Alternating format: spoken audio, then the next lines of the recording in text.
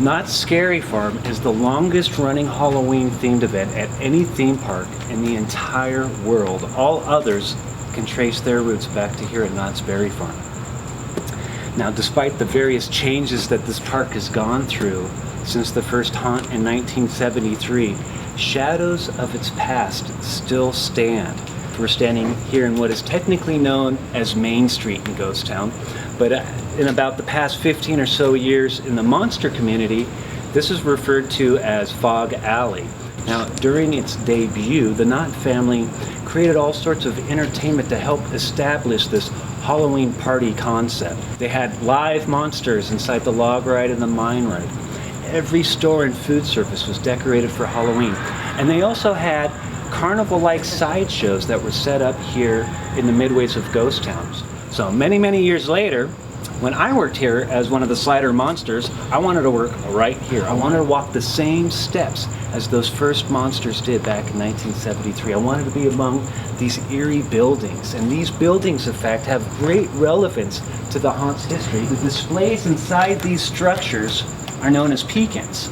And in the early days of Halloween Haunt, they were redecorated and named Startling Peekins. They were spiffed up with spooky lighting and eerie sound effects and props, and they put masks on the mannequins. But in the early days of the Peekins, they actually had live monsters that would pop out and lunge at the unsuspecting onlooker. During the haunt of 1977, specifically the second night, a very special event took place right here. The performer that was hired to work as a monster inside this Peekin was a gentleman by the name of Bob Vernon. Bob worked his first haunt night that year without incident. The second night he shows up to work, gets into his costume, gets into makeup. Guests are about to come into the park. He shows up to his Peekin, and just as it is now, the door was locked. So now guests are coming into the park, so in sort of a frantic rush, Bob tracks down his supervisor and says, hey, listen, I got to get out of my Peekin, it's locked, and guests are coming in. So the supervisor races over here and is fumbling through key after key after key, and he doesn't have the right key. So the supervisor says in sort of a nonchalant way, listen, Bob, it's going to take me some time to find the right key, so I don't know, in the meantime, why don't you just go out and scare people? The guests were running, screaming, terrified. It was pandemonium right here. And after about 15 or so minutes doing that, Bob looked over to this porch right here, and standing in the shadows were two supervisors with their arms crossed. But they were smiling. They loved what Bob was doing. So much, in fact, that the very next haunt night, they pulled all of the Peekin monsters to work in Ghost Town and scare aggressively like Bob. It set a new standard for Knott's Scary Farm, because no longer was it just the roaming stunt personnel dressed as monsters. Now people were hired from the outside to work in scaring in Ghost Town. It paved the way to things like auditions that are still conducted today. Doug and Don Williamson were set designers for Pageant of the Masters and hired by Knott's Berry Farm to design the 1979 maze, Black Bart's Trail of Terror, which was right here.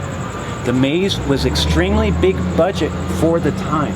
Tight, narrow walkways, cavern-like walls, live snakes and rats, behind glass, of course, and even a full-blown real horse skeleton that was positioned to be pulling a buggy. But that's not the most gruesome item ever to appear at Knott's Scary Farm. In fact, despite the big budget of Black Bart's, it was not very scary.